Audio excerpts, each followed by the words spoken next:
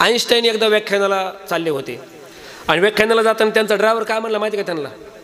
आईन्स्टाईनचा driver आईन्स्टाईनला म्हणला, काय राव तुम्ही तेच व्याख्यान करता रोज, तुमचं व्याख्यान ऐकून तर मलाच पाठ झालंय, एखाद दिवशी मी व्याख्यान करीन तुमच्या जाग्यावर. ते आईन्स्टाईन म्हणले, बघू एखाद दिवशी खरंच जमतंय का. खरंच एक दिवस आईन्स्टाईन थोडे आजारी पडले.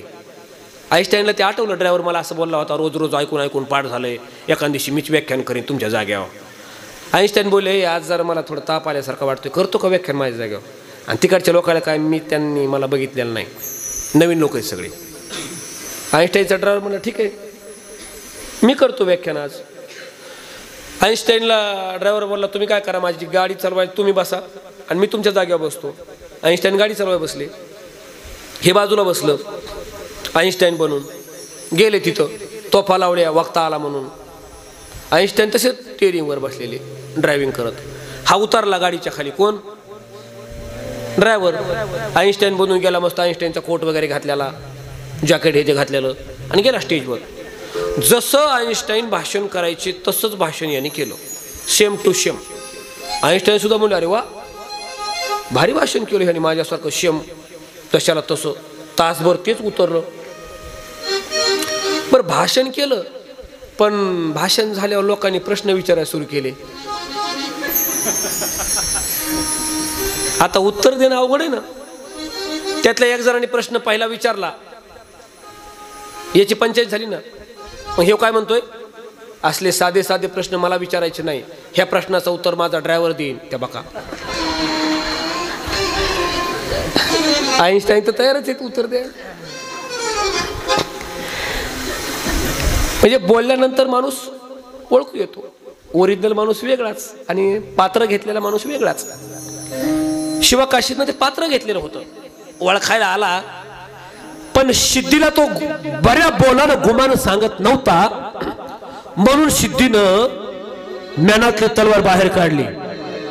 म्यान बाहेर तलवार केली आणि विचारायला लागला, कोण आहेस तू? बोल, कोण आहेस तू? बऱ्या बोलायला बोलतो की नाही? कोण आहे तू? अरे शिवा हूं मैं शिवा हूं. खरं सांग, कोण आहेस तू? का गर्दन काढतो तुझी? अरे हो, मारा मला मारा, शिवा हूं नाव आहे माझं, शिवाकाशित, शिवाकाशित, शिवाकाशित. मार.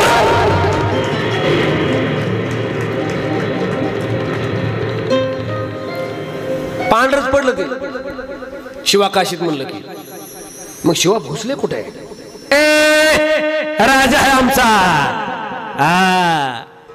ते काही कोंबडीचं पिल्लू आहे का शेळीचं कोकरू तुझ्या हाती लागायला? राजा आहे आमचा, कधीच गेला विशाळगडावर, तुझ्या हाती लागतो काय माझा राजा? मारतो बघ तुला. अरे मार, मरण्यासाठी चालूय, माझा राजा जगला पाहिजे. ए सिद्धी, लाख मेले तरी चालतील, पण लाखाचा पोशिंदा जगला पाहिजे, यासाठी मार मार मार. ये हातात नंगी तलवार घेऊन आलाय सिद्धी.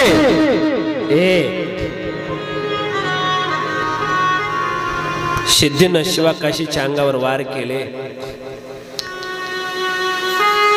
शिवाकाशीतला पुढचे काही शब्द बोलता नाही आले. महाराज महाराज महाराज करत करत सिद्धीच्या तलवारीच्या घावानं घायाळ झालेल्या शिवाकाशीतनं आपला देह ठेवला. घरी आईला माहित नाही माझं पोर राजासाठी गेलंय म्हणून. शोभाराजे इकडं बाजीप्रभूनं खिंड लढवून धरली. पुढे गेले की बाजी लढायला तयार आहे. राजा तुम्ही जा विशाळगडावर, तुम्ही जा विशाळगडावर, मी थांबतो इथं. हातात तलवारी घेतल्यात बाजीनं. ती पाडथ्याचा बाजी खिंडीत उभा राहिला. हे इकडची लोक आता सिद्धीची येतील. बाजीप्रभू देशपांडे इकडे लढायला तयार आहे. राजा तुम्ही जा, मी थांबतो इथं. फक्त गेल्यावर एक काम करा, विशाळगडावर तोफाचा आवाज द्या. बत्ती द्यायला सांगा गेल्या गेल्या तोपाला, बरं का, मी तोपर्यंत थांबतो इथं. आणि जोपर्यंत बत्तीचा तोपाचा आवाज येत नाही ना तोपर्यंत मी इथून हलणार नाही राजा. इथून बाबत नाही, इथून खिंडीत मी एकटा उभा राहतो, दुसरी कोण वाट नाही राज. हे खिंडीतूनच येणार आहेत, मी येऊ देत नाही. सिद्धीची माणसं आली, अशा हातात नंग्या तलवारी घेऊन उभा राहिला बाजी. सपासप तलवारीचे वार अंगावर होत होते बाजीच्या, सपासप. कित्येक लोक एकट्यानं संपवले, पट्ट्याने एकट्यानं. शेंदूर फासलेल्या मारुती रायासारखी मूर्ती झाली रे, वार खाऊन खाऊन. तलवारीचे वार झेलू झेलू शेंदूर फासलेल्या मारुती रायासारखी मूर्ती बाजीची दिसायला लागली.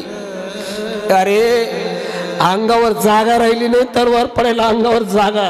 चिंदड्या चिंदड्या झाल्यात अंगाच्या, अंगातून रक्त येते, मांस सुद्धा बाहेर येते रे बाजीच्या. आणि बाजी विचार करतायत माझा राजा गडावर गेला असेल की नाही. आवेशाने लढतायत बाजी, आवेशाने. राज तोपाचा आवाज कर कान करून बाजी लढतायत. नाही, जोपर्यंत आवाज येत नाही तोपर्यंत इथून पुढे कुणाला जाऊ देणार नाही.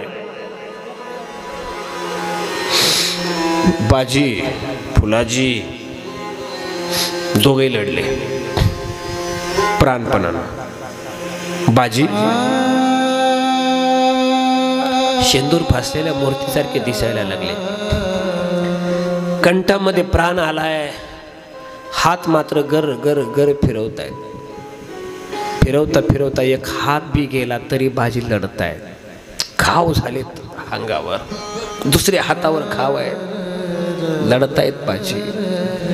उभे रक्तानं नाहलेत रे बाजी, उभे रक्तानं लढणं चालूच आहे.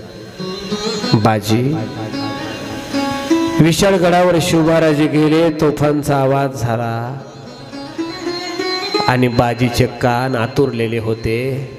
राज धन्य झालो राज, आता मी मरायला मोकळा झालो. प्राण राखून ठेवले होते तोफेच्या आवाजासाठी. जसा तोफेचा आवाज कानावर पडला, धप दिशी बाजीनं आपला देह सोडला. बाजी शिवबाराजे विशाळगडावर पोहोचले, तोफांचा आवाज झाला, बाजी आपला देह ठेवला. राज तोफांचा आवाज ऐकला, बस बस धन्य धन्य झालो. महाराज लाख मेले तरी चालतील, पण लाखाचा पोशिंदा जगला पाहिजे या भावनेनं माणसं मरत होती. विशाळगडावर गेल्या गेल्या इकडे शिवबाराजाला बातमी कळाली, बाजी गेला. राज बाजी गेला. दुसरी बातमी येऊन धडकली, राज सिद्धीच्या गोटातला शिवा काशीत बी गेला.